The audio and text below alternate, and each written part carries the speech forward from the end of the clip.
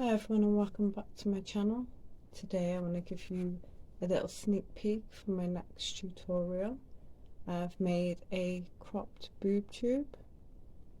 This one is for a size 8 and I have used DK yarn for this one.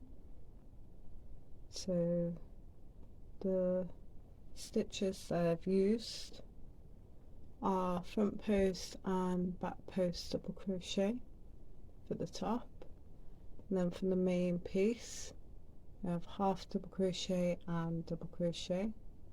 For the bottom we have a bit of ribbon. This is done with single crochets. It's quite stretchy also. This was really easy for me to make. I made this one within a few hours, and with summer coming up I think this is an ideal tutorial to do. I haven't actually made anything for an adult yet, I don't think. I think it's all baby related, so this one's going to be quite exciting to do with you guys. So if you want to join me on my next tutorial, it'll be up very soon,